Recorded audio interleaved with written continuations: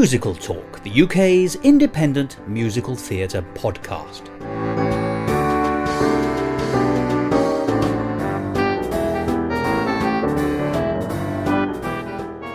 Hello and welcome to another edition of Musical Talk. I'm Thos, the man who's been described as bringing all the joy of a funeral to any party. In fact, I put the wake into Spring Awakening. Well, it's an interesting thing. I'm often asked what my favourite musical is, and actually it's a very difficult question to answer because I have a number, and of course, like a lot of aficionados, it also changes on the mood I'm in. But I suppose I can narrow it down to say that probably from the Victorian era, the 19th century, my favourite musical is Ruddigore by Gilbert and Sullivan.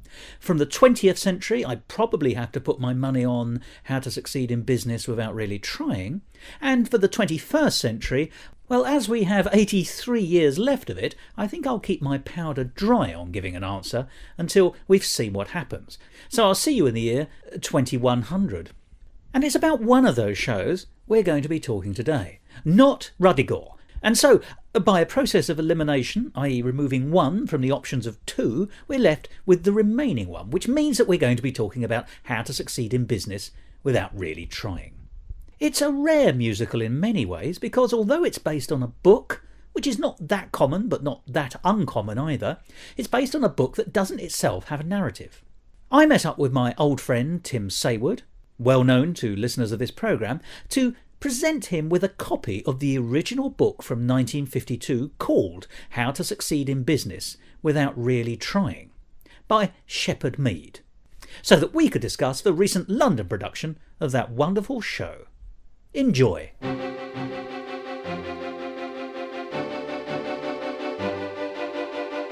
Musical Talk. Timothy, may I give you a book? Thank you. It's quite an old book. It's a book from the 1960s originally, and it's a 1960s edition. Oh, yes. It's by Shepherd Mead, which I think should be a clue to anyone who knows their musical theatre. With illustrations by Claude, published Simon & Schuster, New York, 1952. Other books by Shepherd Mead include Tessie, The Hound of Channel 1, The Magnificent McInnes, and, How to Succeed in Business Without Really Trying, which is the one I have in my hand, The Dastard's Guide to Fame and Fortune. A dastard. You don't hear that word very often. Not nearly enough, in my view. Yes. As in Dick Dastardly, of 1952 course. This is. I assume that's the original date that it was produced. Hand in hand with our rules and little exercises, we will include bits of illustrative dialogue. This is intended not to amuse, but to clarify certain points. A word of caution. This book will be beneficial only to those who bring to it purity of thought. It is designed solely to show you how to succeed in business and to make money, and will be effective only to those who read it with those aims in mind. Those who bring with them selfish motives will receive small comfort and scant benefit. And the very first line, although it's actually a chapter heading, is how to apply for a job. Now, is this ringing any bells with you at all? Well, that is the opening line of the entire musical, How to Succeed in Business Without Really Trying. How to apply for a job. No, it's sung in the musical, and it's a great musical, isn't it? Dictate memorandum. I know, it's memoranda. It is memoranda, isn't it? Or memorandums. Anyway, whatever. It's memorandums. Yes. That's right, it's clumsy, but there we are. Well, there we are. They don't know their Latin. However, that doesn't seem to hinder the success of this musical, because it's often redone, and I believe it's your favourite, isn't it? This is Frank Lesser's How to Succeed in Business Without Really Trying, and as far as I ever have a favourite musical, this is the one I always go back to, so yes, absolutely. But although it premiered in 1961, it has retained a lot of its relevance because it's about office culture. So although certain things have changed, the sexist era of madmen and secretaries marrying their bosses and all that sort of stuff that you get in it has changed. Good tailoring, bad morals. Exactly. The business of the essential coffee break, which is one of the numbers, really hasn't changed. In fact, it's become more relevant in this country than it's ever been. I should think so, yeah. So it's a really great show, and among the many versions of it have been as well, of course, the original with Robert Morse, on Broadway. We've since seen versions of one of the big revivals was Matthew Broderick, also on Broadway. In the 90s. Later on, Daniel Radcliffe. Yeah, the last 2 or 3 years. Yep, which is very recent. So it does keep coming around. And replaced by Nick Jonas, by the way. Oh, right, okay, of the Jonas Brothers. Yes. The score is probably his best known apart from Guys and Dolls, I would say. Yes, definitely. Yeah, I would have thought so. Green Willow and The Most Happy Fellow are the other ones. Less revived these days, yeah. And Hans Christian Andersen, which again, actually we haven't seen at all very recently. No. Anyway, that's by the by. This is his number 2 musical, really, isn't it, for Frank Lesser? In most people's eyes, Guys and Dolls is generally considered to be like an absolute classic. And this is this is the one you go to if you like Frank. This is slightly lesser. Hey! Not just Frank Lesser involved, of course. Abe Burrows, Jack Weinstock and Willie Gilbert, between them, wrote the book, and it is a very good book indeed. Music and lyrics are by Frank Lesser, and the songs are very successful. The book, I have to say, really is a triumph of musical theatre book writing, and because obviously it does all the things that a musical theatre book needs to do, it leaves room. We should probably just explain for those who don't know this what it is. Yes. So it is the story of a young man who starts as a window cleaner. J. Pierpont Finch is his name, which for those of you who know a little bit of American history is a sort of a jokey reference to J. Pierpont Morgan, who was an enormously successful businessman. So he's J. Pierpont Finch, Ponty for short. The original book that Thos has handed me is actually a little jokey manual about how to get a job and how to become the Vice President Judge of Advertising.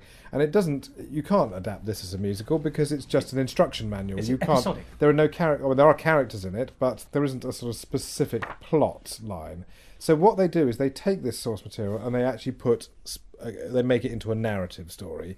So J. Pierpont Finch. Although I should say, some of the characters from the actual book by Shepard Meads are used in terms of names. Mr. Bratt turns up, for example. Yeah, he's the man that the chap in the mailroom plays rummy with. That's a good question. Do we have J.B. Bigley in this original book? Anyway, that's what it is. So we watch the rise and fall and rise and fall and rise of J. Pierpont Finch as he works his way up through the company, meets with almost or near disaster, and then and potentially entire disaster, and I won't spoil the ending. For those of you who haven't caught up with it in 56 years. In these 56 years since.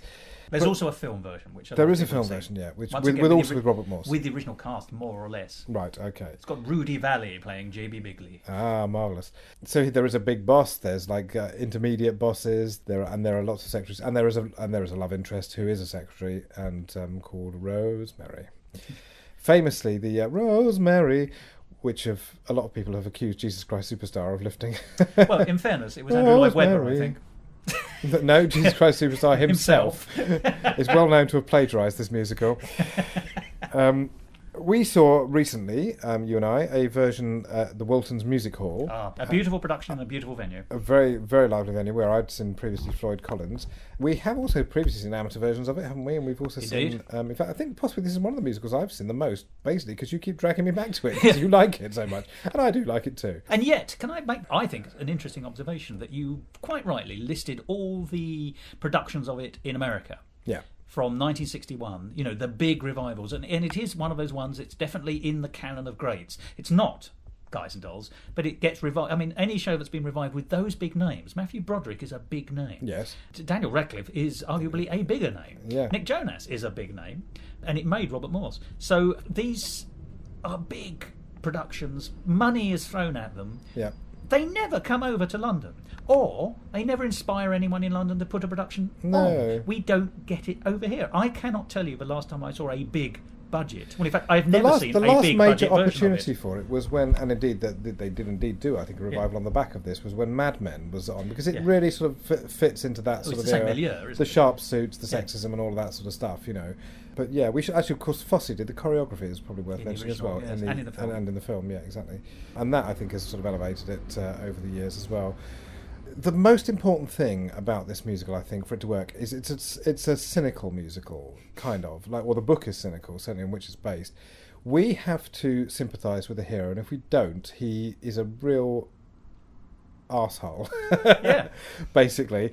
A dastard. He works his way up through the company, he stabs backs, he cheats and lies, or half lies, or implies and uses innuendo. It's gamesmanship is the term we exactly. Use. Stephen Potter could you have to root for him from the beginning so that you're prepared to go along with him as he uses every trick, quite literally every trick in the book. The book you are holding. The book you are holding, How to Succeed in Business. He has a copy of this book, How to Succeed in Business Without Really Trying, all the way through the story. Otherwise, it would be you'd basically go, why am I sympathising with this man? He's using every, as I say, trick in the book. So it's why are you, Tim, sympathising with this man? Because I'm a real cynic, and I think because we have to enjoy his twitting and his success against It's the intelligent sort of servant, isn't it? Sort of trope. Basically, everyone around him, the people in actual positions of power, are vain. Yeah, Jeeves and Worcester, they're vain. They are conceited. They're egotistical. Stupid. They're untalented. They're stupid. Different combinations of all of these things for different. So J.B. Bigley, for example, the big boss, is vain. He has feet of clay. He's got a mistress, a secret mistress. He's not a very moral man. He's prejudiced. He's bigoted about his own old university, and all of these things are things that this character exploits. And he's got to the top.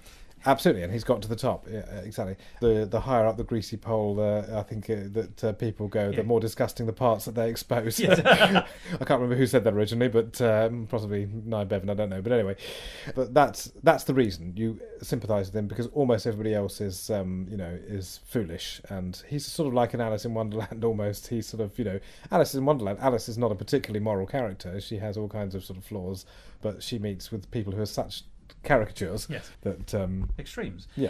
There's another thing I think which we're missing here, and it's tone. It's interesting, I think, to compare Guys and Dolls with this. Guys and Dolls, if it is anything, is about sincerity. It has to be played real. It has to, because what is at stake is about relationships and love. Nothing at all is genuinely at stake. Because you have you as you quite rightly say, you have a certain amount of sympathy for Ponty. But actually, there is no character that's real. They're all cartoons. Every single in Guys and Dolls? No. In How to Succeed. That's right. So the comparative, I think, is that actually, funnily enough, Guys and Dolls is a 50s musical but looks forward to the sincerity of later musicals. And I think this 1961 musical looks backwards to musical comedy, where everything is fluffy. Just before we leave Guys and Dolls behind, I mean, let's not just sort of forget that the Guys and Dolls has I'm not touching a Dolls behind. It's about morality, and it is actually about a player main character, or two of them actually, because you have the two couples, Sky Masterson and Nathan Detroit, and they both have to find their way to a more conventional morality from having been sort of players on the field and having been sort of duckers and divers and wheelers and dealers.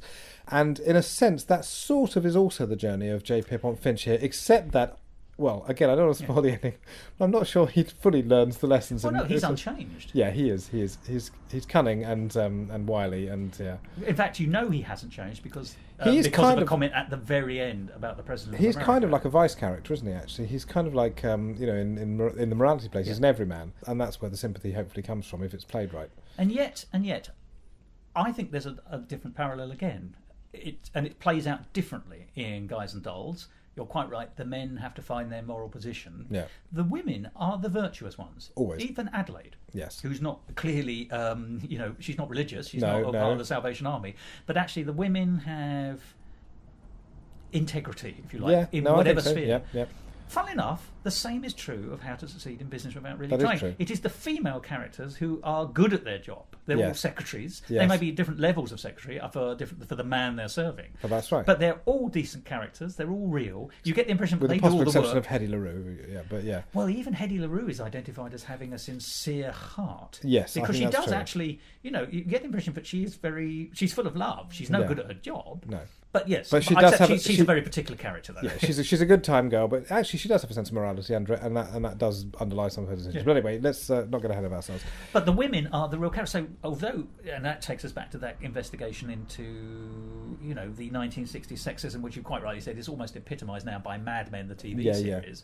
And funnily enough, I think it is that TV series which has allowed history to reevaluate this piece. It's always because it's funny. It's not offensive. No, but.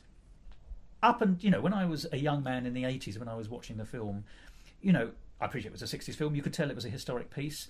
There's always had that slightly awkward situation that as particularly gender values have changed, it looked more and more old-fashioned. However, by Mad Men coming out, it allowed to be put in the past. And you can, like Dad's Army, you can now appreciate it for being a thing from the past. So it's no longer pretending to be about anything. It doesn't need to pretend to be. Let's talk about the sexual politics of it, because this is an interesting aspect of it, really. Let's talk about, first of all, there's a number called A Secretary Is Not a Toy. And that is full of innuendos, very successful innuendos. Also, really clever word writing. It's very good. Her pad is to write in and not to spend the night in. And at another point, it refers to saying a secretary is not an erector set, which obviously is a double entendre. But it's a double entendre because that was a type of toy. That was an erector set was actually sort of like Meccano or that sort of thing. A building toy. Yeah, exactly. Why, is there another meaning to the word erect, I'm Tim? going to leave that as an exercise for the audience. And so it does address this sort of thing head on, albeit... Unfortunate under the circumstances. Albeit in the form of the HR manager, Mr. Bratt, sort of lecturing the things. Although, interestingly, the production that we saw had a little bit of enjoyable subversion, whereby two of the cast were literally cross-dressed in the sense that they did that thing where if you turn to the right, you're dressed as a man, and if you turn to the left, you're dressed as a woman. One was a man and one was a woman. And one was a man and one was a woman. And it really mixed it up, actually, in a pleasant way, I thought. Can I also say that the interpretation we saw, the actor playing Mr. Bratt was very clearly playing Mr. Bratt as a gay man. So it's easy for him to lecture, even in the 1960s. Absolutely. Don't touch the women, they're not toys. Yes. Because he wasn't going to. No, exactly. The other sort of sex, but obviously the Jamie Bigley, he has a mistress, he has a wife that we don't see, who is sort of always on the phone and bothering him. He has a mistress, Hedy LaRue, who's a glamour puss. There's no sort of other way of putting Empty-headed it. glamour A little bit, very much in the Miss Adelaide mould, actually, except less intelligent and less thoughtful. What she isn't. She's very, very sexy, but she's not really a vamp. No, that's true. Which is I'm going to use a word that probably I shouldn't use, but in the terms of the time, dolly bird. Actually, is what you would have. Two words, but I'll go for it. No, I think it was one word. We'll look that up later, as to her. But as Jamie Bigley might have said. If you're in town, you must look up my wife. Yeah. Oh God, there we are. That devolved very quickly into a high-minded discussion about sexism, into just a whole series of do not touch. But and also we have Cinderella and the Prince, is it called? I think which is close to the beginning of Act 2. Don't Turn Down the Prince, in which Smitty, who is, as you say, one of these competent secretaries, encourages Rosemary not to quit the job and walk away from the chance of a marriage with the junior executive who is indeed set to be her husband, which indeed is Ponty. So, and that's kind of interesting, isn't it? Because it's sort of, on the face of it, enormously sexist, and it is, but it's a bloody good song. Yeah. And, do not deny us our vicarious bonus. We want to see His Highness married to your lowness, which is probably one of the cleverest lyrics. Gorgeous, that was. And got a round of applause. Got a huge reaction from the audience. Yeah. Interesting, that song, I think, epitomises what we were talking about, how times have changed. It's in the original, but it's not in the revival with Matthew Broderick. And then it's reinstated for the Daniel Radcliffe version. I think it's a problematical song and it's a problematical plot point basically, but it does belong in the musical, and I think it would be hard to run that musical without it. Oh, it's the better for it, and it's too good a song to miss. Yeah. Of course, the other one is the song, the New Rochelle Tarrytown. New Rochelle. What's it called? That's the place. Happy to keep his dinner warm. Yeah. Now, pretty much the title gives away all of the sexism of the thing. It goes, happy to keep his dinner warm while he goes onwards and upwards. But sung by a woman and not by a man. Yeah, it's wrong. Well, I think, once again, however... It reflects a certain view. But it's also quite interesting, because actually that's a very early song. That's her I Want song. Yeah. She's picked out J. Pierpont Finch to be her husband-to-be because she thinks he's going to be successful. She's happy for him to be successful. She wants him to come home dazed. She talks about having a darling busy face. He's ignoring darling busy her. frown, yeah. Yeah. So, and she's pregnant, and he's, what's up with you? And so it's very... There's a lot... about her aspiration is, in that sense, horribly sexist, and yet she gets it. She actually gets what she wants. Yeah, she knows what the option is. But she didn't like it when she gets it. No, but in that stage, she does with a sort of, and again with a tiny bit of cynicism. She says, "Oh, to be loved by a man I respect, to bask in the glow of his perfectly understandable neglect," and it gets away with it because it's so cheeky, actually. Yeah, a little bit. Well, the whole thing is cheeky. I mean, J. Pierpont Finch is a cheeky character. Yeah. Here's a question. J. Pierpont Finch and Rosemary are a couple, or they become a couple, and he has a moment of epiphany where he realises he does love her, although he then never demonstrates it again, because she leaves him, as it were, and he doesn't realise when she's come back to him. So actually... how sincere, and sincere is never the word for this place, but how sincere is J. Pierpont Finch about that relationship? The production we saw at the Wiltons, I thought, played up slightly more strongly that she is interested and he really isn't. That's right. She's not a trophy wife in the sense we understand a trophy wife, but it's almost that actually on his tick list of things you need to do to be a success, a wife is one of them. Yes, so I think that's true. Here's someone presenting themselves wanting to be his wife. Let's look at let's look at this other sexual politics song, which is a great song as well. But again, we're dealing with all the sort of problematical ones, at the beginning here. But they're so lovely. They're great songs, but but the sexual politics is of its time, and that is It's Been a Long Day, which of course is a musical theatre classic. It uses the character of Smitty again, who is there as the sort of mentor figure, the Anisha She's a in West Side Story. facilitator, isn't she? She's a facilitator. Yeah, she's there. She's the female mentor for Rosemary's character, and the conceit of the number, for those who don't know it, is that she basically says he's thinking, she's thinking, and then they say what's going on in their heads, but they don't say it to each other, and so you do get to hear some of their motivations for why they're going out. She wants to she's set her cap at Finchy, Ponty rather, not Finchy, it's a character from The Office, about which more later perhaps, and it's about the logistics of getting him out of the office and into a restaurant so that they can pal up, basically. He's thinking about what of my career and should I be spending time on this, and there are all kinds of and also that she would be an advantageous choice and all these sorts of things. But even telling the line, I guess a little flirting won't hurt. Yeah. I want to do a bit of flirting because it's quite fun, but I'm not going to do it if it's going to causes me any career trouble. Yeah. He's not actually interested in playing the field either, is he? No. He's actually completely career focused. He's not, there's a temptation put in his way, which is Henny LaRue, the mistress of the boss, and of course he very carefully avoids that temptation and puts somebody else on the spike of that problem, who then he's able to replace in the company structure. So it's kind of interesting, all of the sexual politics of that. I don't know that I could draw a conclusion about it, but that makes him a non-romantic lead character, and that's an incredibly rare thing. Even though there's a trapping of a romance, it is not a romance, even within the confines of the insincere nature of the piece. Everyone else is. He gets his. So let's talk about the epiphany, because that comes at the point at which he's about to rise higher than he's ever risen at the end of Act 1, and it comes from the fact that he's almost placed by a rival in a compromising situation with the boss's mistress.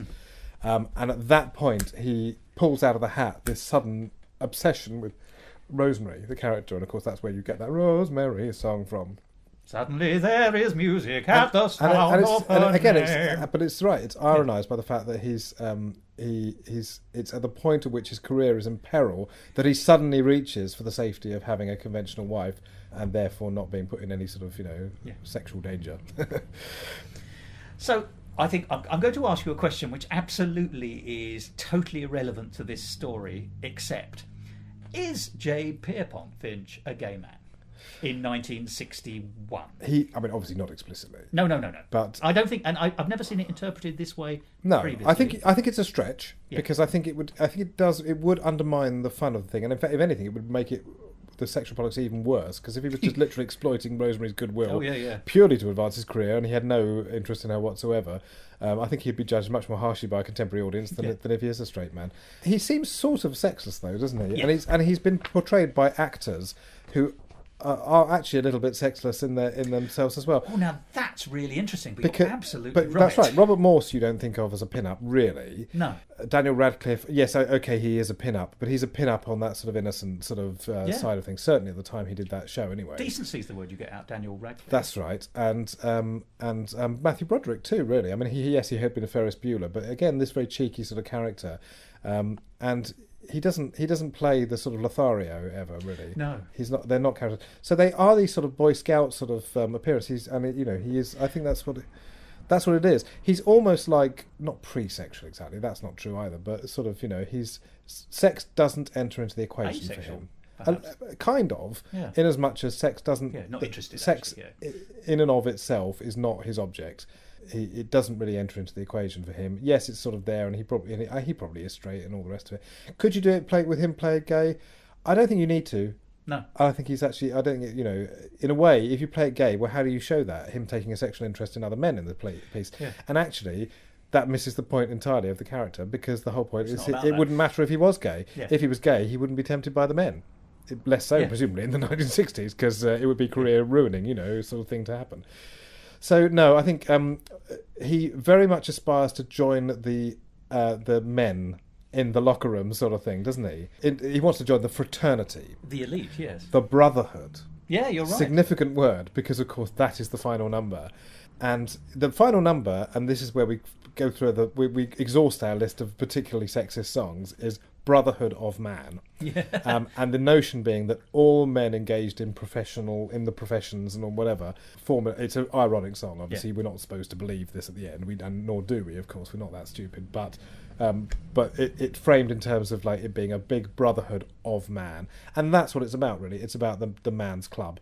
It's about the boy who is a window washer who doesn't belong in it, and he could just as easily be Jewish, he could just as easily be black, he could just as easily be, you know, an outsider for all kinds of reasons, in this case economic, and he finds the way to push the buttons that get you into the golf club, and one of those, famously, is as about a fraternity, or not a fraternity specifically, but you may join the Elks, my friend, and some may join the Shriners, and, you know, the Brotherhood of Man song. Carry cards and make them Brothers of the Diners. The Club of the Diners Club, yeah, exactly. It's all about those sorts of little circles in which, in other words, it's who you know, not what you know, which is interesting because the book supposedly tells them everything is all the what you need to know, but it's the who you know that ultimately sort of governs the. Well, you say it's the and what how, you need and to how know, you and how you but it's play the how. them, how you play them. Yeah, it's the how and not the what. There's a song with J.B. Bigley where he's very cleverly pretended to be working through the weekend, and he's done his homework and he's discovered which college J.B. Bigley, the big boss, went to. But Ponty Finch is working for the weekend. Yes, right. And so he learns the well, he didn't learn it, but he sort of he's aware of. He knows that yes, that J.B. Bigley is a groundhog from the college. I can't remember the college. Grand Old Ivy is. Grand Old Ivy. That's right. And so he sort of exploits the prejudice, and later on he exploits the prejudice against another a chipmunk from I forget which college. Yeah, it's very witty, isn't it? I like that song particularly because actually it's quite difficult to stage at one level because you're right. He knows the tune because he's caught humming it unawares. Yes. Which is what makes J.B. Bigley realise wrongly. He's my kind of chap. Yeah, because he's a sound sort of man. Yeah, but then J.B. Bigley sings the song, and it's clear that actually Finch doesn't really know the lyrics, so he's always a step behind, or he gets it wrong, or he anticipates it incorrectly. Yeah. It was beautifully performed by Mark Pickering. The version we saw, because he was actually what he did. He actually physically stepped one step behind J.B. Bigley as J.B. Bigley did it, so he and could was copy sort of the watching actions. him, so he could copy the action and learn the lyrics. So, and then it's actually written in the song, but he mucks up one lyric line when it's reprised down in the cruddy deep. Cruddy muddy deep. Yeah. So that's actually a very difficult thing to get across on stage, and yet every performance I've ever seen of it has always managed to do so. It's a complicated song, and it isn't a complicated song, if that makes any kind of sense. It's hard to get wrong, apparently. So there's that. So really, that is where the musical ends up. It's about being right. There's another. There are many good numbers in it. There's the Company Way, and that's about the choice about how you play your career, isn't it? It's sort of. So he's there with the head of the post room, who's just, after 25 years in the company, finally receiving a promotion to his next thing that he goes off and does. And he's explaining, as a mentor character to Ponty, that he plays it the company way. He never disagrees with executives. He's a creature of habit. He always turns up at the same time. Your face is a company face. It smiles at executives, then goes back in place. That's right. Whatever the company thinks so, I think so too. He cuts him off before he even finishes the question. You know, it's very clever done. And that one really does resonate now because nothing has changed in office politics. Except, ironically, the song. Because there's a very fantastic album out called Frank Lesser Sings Frank Lesser, right? Which is a collection of his dummy recordings. Okay. So it's the earliest recordings of a number of his shows, including for How to Succeed in Business. And it's the one song, as far as I can see, that has changed. It's called The Company Way. It's got some of the same jokes and same tropes. All right. But actually it's a much less good song. And at some stage, either he or someone else said to Frank, can we do something with this song to make it better?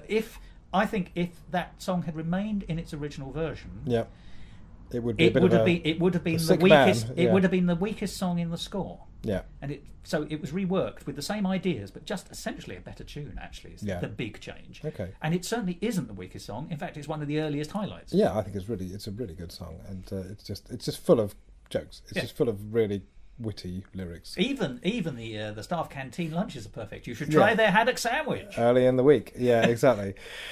It's really nice. And that character never appears again. That early in the week is the only negative comment that character makes. Yeah. Actually, yes. There's a tacit, and it's no level more greater than that. It's a tacit understanding that they recycle their fish. And that's the biggest after 25 years. He's prepared to voice. You get coffee break early in the first act as well, and that really also sets a tone because. But isn't it a standalone song? Absolutely. It doesn't relate to anything else. It's just here we are in an office. You will understand this audience. It's in place of an opening number because actually what you do is you have the opening number is actually kind of his I Want song. Yeah. So it actually does both functions. The how-to song. Usually, in conventional musical theatre, you have the opening number that sets the world of the piece. So in fact, the coffee break catches up on the world of the piece. It basically says this is an environment in which the work. They never even explain what the company does. It's called It's the Worldwide Wicket Corporation. Now, actually, that means something to us as Englishmen, because a wicket is a thing you have in cricket. Yeah. But I don't think they actually meant that it to mean anything at all. I think it's a gizmo or a what's it or a... it's a widget. Maybe it should be the Worldwide Widget Corporation in Britain, for that to work. But anyway, but that's what they do. They make widgets. It's irrelevant. No one cares. They push paper around, they file things, they type things, it's entirely full of do idiots, memorandums. So it doesn't mean anything. Exactly. The wickets happen anyway. It's nothing. What they're doing, what they're there to do, the production of wickets, is entirely secondary to the business of moving through the company, playing the boss, and so on and so on. Actually, funny enough, what you never see is a blue collar worker. You never see a man or woman who makes a wicket. No, that's right. Presumably there's a factory somewhere that isn't where the wickets are being made, that runs on its own. Yeah, without probably any intervention from any of these incompetent managers. I think it's very satisfying for a lot of people because, of course, it does really satirise the management class. Before, really, that was like that was always a thing, but in a sense, the managerial class didn't necessarily come about until around this period. I might be a bit off beam here. I don't know my business history that well. But it does seem to me that up to, say, maybe the 20s and 30s, I'm generalising and I don't know completely what I'm talking about, but there was a time when professions, you apprenticed, you worked your way up, you might become the head of a large concern, but the chances are you may well have worked your way up from the shop floor.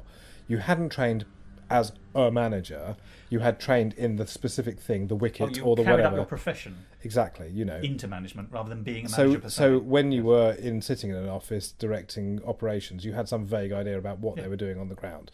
Now, at some point, we don't know exactly when, but this changed, didn't it? And suddenly people who were not experts were just doing management and, using rules and regulations and manuals and stuff like that to do management without necessarily having sort of, as it were, tasted the product or actually sort of walked in the sawdust on the factory floor. And that's what this musical is about, actually. It's about this new phenomenon, in a way, of the professional office politica when the actual thing itself had been sort of forgotten about. Yeah, so you have these series of people who've just never been involved in what the business actually is. And particularly, of course, as later gets satirised, the advertising guys who don't know anything about what they're promoting. They just use all these ludicrous new commercial TV ideas. Anyway, it's terms without meaning. Yes. And we see it in here and we see it in Mad Men as well. Yeah. There's another thing which was also specific to the period, and I don't want to over-emphasise, but it's worth mentioning. And once again, it's our old friend, the industrial musical. Yeah. The golden era of the industrial musical is really the 50s to the 70s. Yeah. And it really takes off in the 1950s. I mean, obviously, this is a kind of history that people are only starting to become the industrial aware of musicals now. Being the ones that companies commissioned to try Themselves. And sort of hymn their own... But they were written as narratives, but they were basically to make all the employees would go and see them, wouldn't they? Yes, at the National Advertising Conference or whatever it is, the big company conference where all the staff got together. Yes, you'd have quite often the end of day show would be a musical, sometimes over more than one night, sometimes repeated. Not always a narrative, sometimes a review kind of show, but quite often a narrative. Quite often certainly written by a number of genuinely skilled professional writers. Some of them weren't, some of them were dreadful. Yeah. But actually, we know that Kander and Ebb wrote one, and several others. If the heyday is the 50s, they really sort of come in the motoring industry in the 1950s and then expand as the 50s goes on into electrical items and then throughout the 60s and then finally into the 70s where they start to die off a little bit. Yeah. Or a lot. But if it's a new thing and professional composers are being asked to write musicals for the industrial musical canon, it's not inconceivable that Lesser would have been asked, or perhaps asked, to write a musical of that period, or at least be aware that they were going on because his fellow songwriters were getting involved in it and this is kind of a counterblast. This is a public blasting of business. Well, there's this and The Pyjama Game, isn't there, which are both about sort of the world of work, world of employment, which is it's unusual to see the world of work in musicals in general because it's kind of really the uninteresting background detail. Other than in Les Mis, where even then they don't seem to spend a lot of their time doing their actual job, I noticed. There's not nearly enough typing in Les Mis. No, that's right, I agree. I'm going to write a very stiff memo about the lack of bread. What do they make in that factory, I'd like to know, that's in there in the beginning? Misery. Yeah, exactly. The clue is in the title. But yes, like all factories. but otherwise, I agree. Actually, I think this is very much sort of counterblast to that sort of thing. And, particularly, what that shows is business flexing its cultural muscles, and so culture flexing its muscles back, as it were. Yes, and not in a seductive way. So briefly, I think we should touch on the Wilton production that we saw. Very simply staged, one static background, which was a kind of Art Deco lift area, really. 2 lifts which allowed the entrances. Yes, that's there was a kind of invisible door in the middle that allowed people to come in and out. Yep. And the orchestra on the first floor coming through a kind of grill. Yes. Very economic, but I really liked the performances. I've mentioned Mark Pickering already, who played Ponty with a real twinkle, which is, as we said earlier, what you have to do to make this he part struck work. me as kind of like a combination of Alan Cumming and Pee Wee Herman. No, well, actually, no, I didn't think of that. But actually, that's a good point. Actually, now you say that, and maybe Tim Curry. Actually, very young Tim Curry, with the vocal inflections of Matthew Broderick. It must be said. So. Yes, that's true. Yes, no, he played that straight. We also had Jerry Allen as Smitty, who I thought turned in a very good performance. We had Daniel Graham as Bud Frump, who was very all-American. Actually, wasn't he? He was sort of handsome and blonde. Yes, but odd, I think, because it's strange in that sense. I think of Bud Frump as being Weasley. Yeah. They almost cast them the opposite way round, kind of, Yeah. In terms of their looks, at least, anyway. And the word frump, he's actually given a name where you're not, it sums him up in a way. You're invited to imagine that there's nothing, because he's the nephew of the big boss, so you're invited to imagine there's nothing other than nepotism that could conceivably cause his rise up the corporate ladder. And for that, he needs to be unattractive, he needs to be, as you say, frumpy. He needs to be unpleasant looking. Yeah, so it was an interesting choice. He was almost too handsome for the role. Had a beautiful set of lungs on him, though, because he could sing really nicely. He gave us some very good big notes. And I should say, Bud Frump gets, I think, my favourite sort of parallel song. It's not even a song, it's an exchange. At the end of Act 1, where his plans are sort of falling to bits because Finch is doing so well, he sings, "I will return." And then when his plot sort of works in Act 2, he goes, "I have returned." That's right. And there's at least one soundtrack recording where that is a bonus feature. It's a song in its own right. It's Bud Frump just singing "I have returned." Excellent, that's what you want. And we had a veteran, Andrew C. Wadsworth here, who did an extremely good turn as J.B. Bigley. I thought it was it looked effortless, and it wasn't overplayed. There was no sort of mugging. He just tipped all those lines absolutely perfectly, timed them brilliantly. It was absolutely without imperfection, with one exception. Mm-hmm. And did you see what the imperfection was? It was a physical one. No, I didn't. He had a rip in the back of his trousers. Oh, God. From a slightly overexerted dance scene from a previous production. I bet that never happened to him when he played Javert in Les Mis. He had a very illustrious career in musical theatre and really a remarkable performer. And I think he, actually, in many ways, he was the sort of centre of this whole one. It was a very youthful cast, other than him. Sorry, Andrew. But it needed that weight. Yes, absolutely. And I think he really held a lot of that together. We also had, as Rosemary, we had Hannah Grover, and again turning in a very sort of smart, thoughtful performance as that. Yes, I was going to say Jackie Kennedy as secretary. Yes, and Maisie Borden as Miss Jones as well, who I thought was a really good. I always like Miss Jones. She is the older PA who's prone to a little bit of flattery. That's right. Yeah, she has a sort of vulnerable point, and that is exactly she likes to be flattered because as a PA to the big man, you're used to not being noticed and seeming irrelevant. So of course it turns out unexpectedly, or expectedly rather, the way to her heart is by just showing her a little bit of attention in her own right. And I also love the fact at the very end in the Brotherhood of Man sequence, yep. she is the female voice in that. She's the only woman in the room because she's right. presumably taking notes. But of course, she gets up on the table and sings and as lets her hair down. Yeah, there's a similar character, isn't there? The general in Guys and Dolls who unexpectedly in Rocking the Boat rocks out, Yeah. And so I think she sort of fulfills that same idea of the laced up lady who sort of actually secretly has a feminine side. Yes, indeed. And a rip roaring personality. Exactly. Yeah. It was a very successful production, and we just don't see this often enough, really, this show. Certainly not in professional versions, which is why it's so good to see this. One thing that was interested me about it, and apropos of another show we recently saw, it was a very multicultural cast. Multiracial anyway. And I thought that worked actually very well, because again, you could argue the 60s was a time when pretty much every man in that building, well, A, would have been a man, and B, would have been white, and they didn't fall for that trap, which I appreciated. I would, however, make the same observation, but actually, funny enough, I disagree with you slightly in the sense that I think that in 1960s America you were starting to see a more multicultural position, and the principal black actress, shall we say, was actually one of the secretaries, which I think would make more sense. So ironically, exactly like, I'm just putting the alternative argument, exactly like Half a Sixpence, I think that you could have argued that they were casting in accordance with what would have happened in the time rather than now. Yeah. So I think you can cut this cake in any direction. Well, we shall see. Anyway, this show is very much about the way the cookie crumbles, really, apart from anything else. So I guess we can round it off there. We have discussed this before on Musical Talk, but I think it's worth going into mimeograph. Yes. Oh, we didn't mention that number, Paris Original. It's a beautiful song. Cut from the film. Simple conceit. A woman has bought a dress that she thinks is absolutely magnifique. $35 she hands out for something to make her stand out. And she goes to and of course, inevitably, the next woman that walks into the number, and indeed the next 5 or 6 women that walk into the number, all happen to be wearing the same dress for the big company do, and it's about that sort of humiliation of. It's quite clever as well because it sort of exemplifies the women's situation in the musical. I spend my entire day undifferentiated as one of the typing pool or whatever, and I thought for a little moment I might be able to let my hair down and be myself, and suddenly, as you say, they're into mimeograph, that brilliant line. Although, oddly, at the end, it's the men come in to the party, the women all being dressed the same. And don't notice a thing. They don't notice a thing. They all go, ooh, what a lovely dress. Yes, exactly. No, it's a great musical. It's a classic musical. I think it will continue to be revived because I just think the truisms of office culture and indeed the managerial class and stuff are going to remain truisms for the time being, and so I think we'll see it again. You've never drunk coffee from a cardboard cup, although that is a song from 70 Girls 70, indeed, but you get the idea.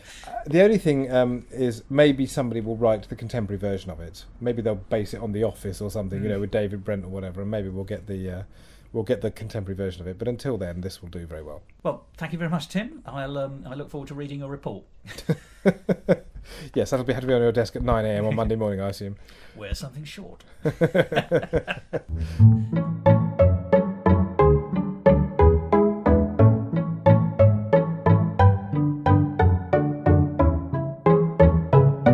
Musical Talk.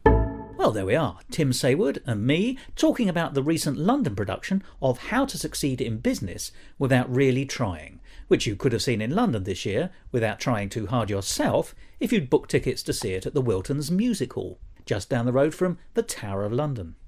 I think it's interesting that given the success of How to Succeed in Business Without Really Trying at the time when it opened in 1961, and then on and off ever since, no one has returned to the other books by Shepherd Mead.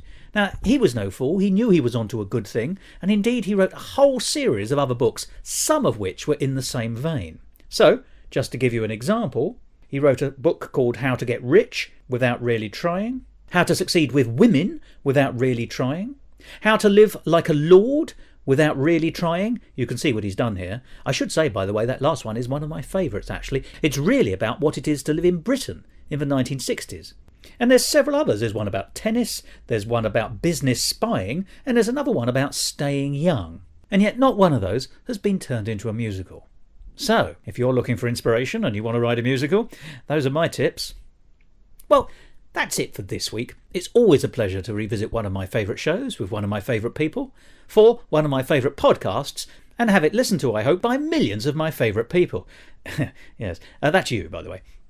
Maybe not millions, but, we live in hope. And with that somewhat banal thought, it's time for me to end the programme. And I shall do so without really trying by saying the usual word. Goodbye.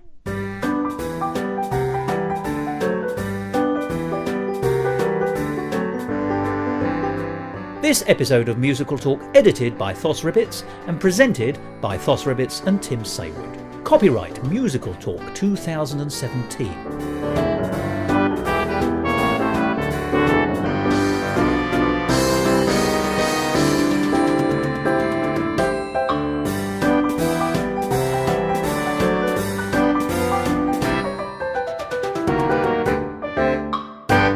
To find out more about the world of Musical Talk and listen to past episodes, go along to our website www.musicaltalk.co.uk or subscribe to us on iTunes and follow us on Facebook, Instagram and Twitter. And if you want to follow me on Twitter, you can, at Musical Talk Thos. And one of the great things that endures about it is that although it was written in 1962 and it does reflect... Sorry, no, it wasn't. I made that up. When was it written?